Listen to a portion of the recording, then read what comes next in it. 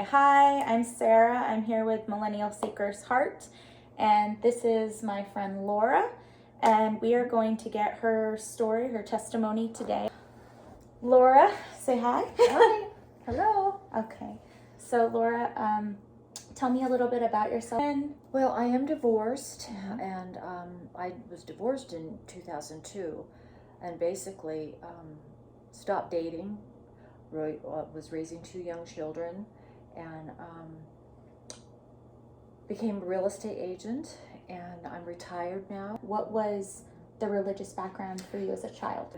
Our family life was not really all about the Lord. Okay. We said grace at night. All right. And but my background came from my grandparents, and they were very, very supportive of me, and basically brought me to the Lord at a very young age.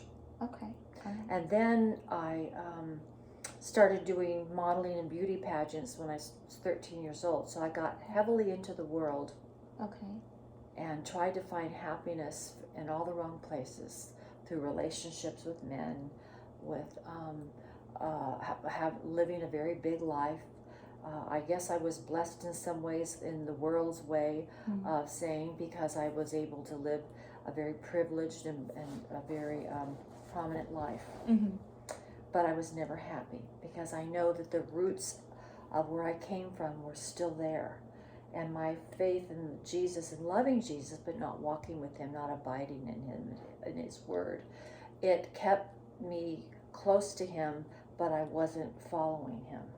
So Laura, tell me about the big aha moment or the big event in your life that made you realize that relationships or money or the right job or traveling, that none of that was going to bring you the happiness that you desired in your heart. Well, I was married, and I didn't have children until I was in my 40s, and they're almost 30 now.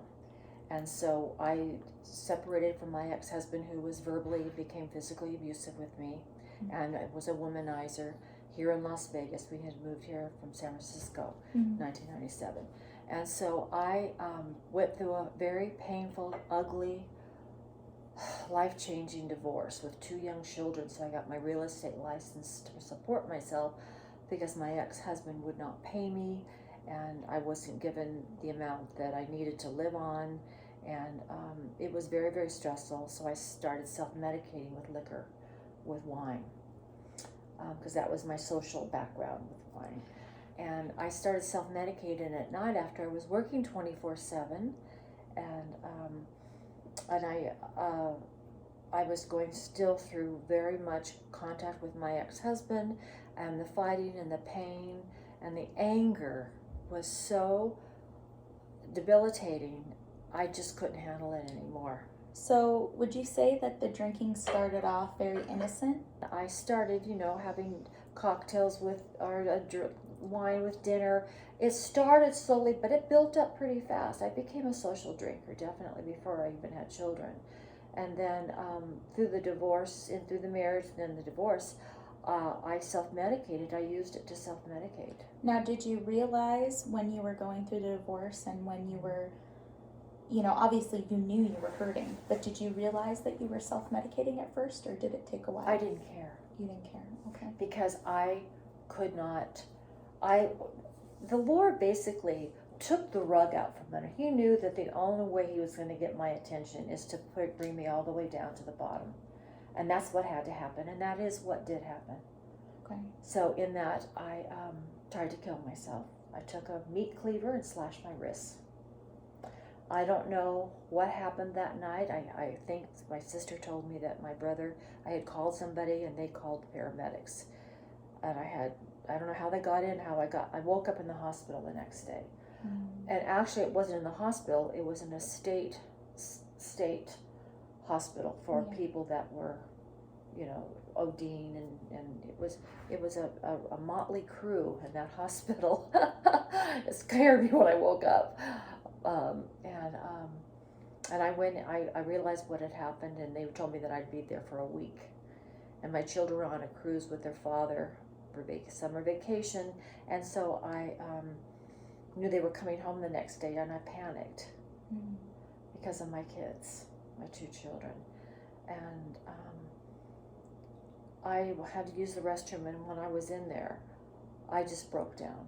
I just went on my knees, and I cried out to Jesus, and I told him that I knew that I had tried it my way all my life. I wanted him there in my heart, but I wanted to do life the way I wanted to do it and have what I wanted to have. And I said, my way didn't work. And I said, I'm ready. And I said, I'm ready to completely surrender my life to you, Lord. Please save me.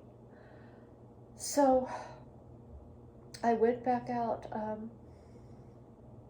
after I talked to God for a while, and I went back out, and the lady that was in charge of the hospital was on vacation for a week, and that she's the only one that could bring people in and out. I was going to be stuck there for the week. Wow. And she said, you better just, make some friends here or something. And I was so upset, and I just prayed to the Lord. And then about an hour or two later, the nurse came out. She goes, you're not going to believe this. I don't believe this, but the lady that's in charge is on vacation, had to stop by and pick up something, and I told her that you were new here. She said she wanted to see you. And so when she came in and closed the curtain around and talked to me and got a little bit of history on what my situation, and I didn't tell her that I didn't belong there. I didn't do that because, I felt that I probably did belong there. I wasn't any different than anybody else, whether they had pink hair or tattoos or piercings. I belonged there. I knew I had messed up really bad. And she said, you don't need to be here. When I had explained my background and my situation, she says, you can go home. I'm going to release you. It was like I was shocked. I had planned on being there. So I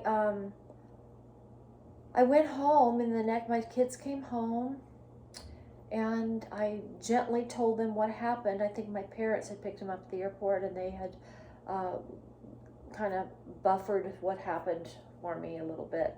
How old were your children at the They time? were very young. When I separated, they were only 5 and 8. So this was, they were in high school, junior high and high school.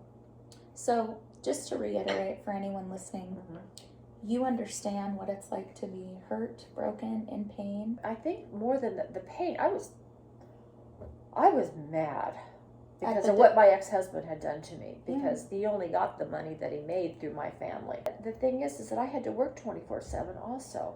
And it was just, I was mad. This is not what I envisioned for myself, having young children like that. My parents went to all the places. I was working all the time. I was angry. So you were hurt? Uh-huh.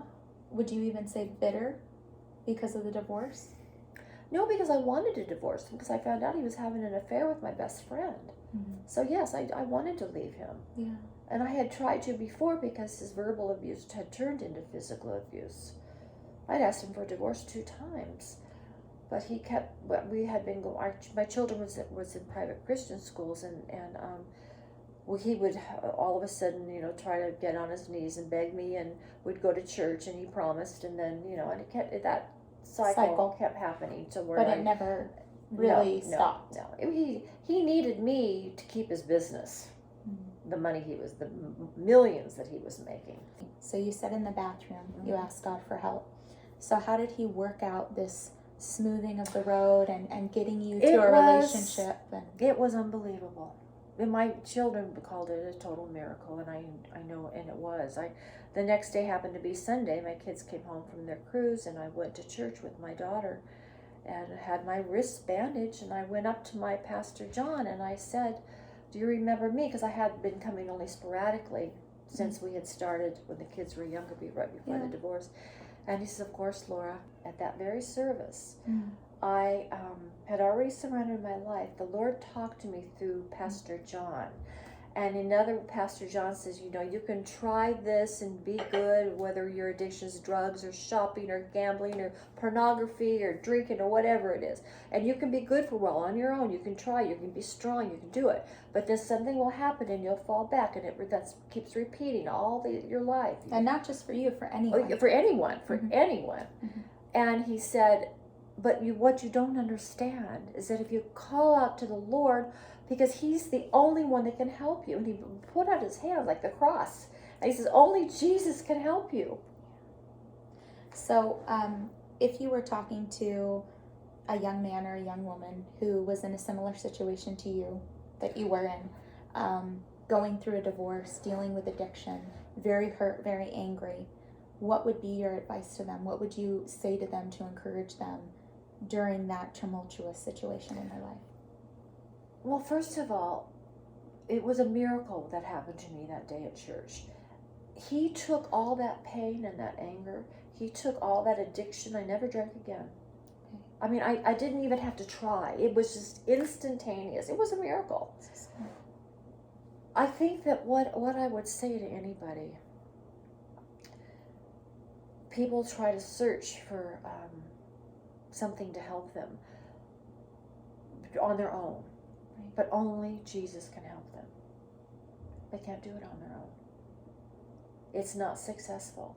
And I think that anyone that wants to try to change their life, if they have an addiction of any kind, is that to reach out to the Lord. That's the only thing that they can do. I don't believe that there's anything else that really truly works. Well, Laura, I thank you so much for interviewing with me today, and what a story of overcoming hurt, a divorce, addiction, and that we can all be overcomers, and through Jesus, she stopped drinking, and she is happy and fulfilled. It's been 10 years. Living a happy life, yeah. Almost 11 years now, yeah. So thank you. Thank you.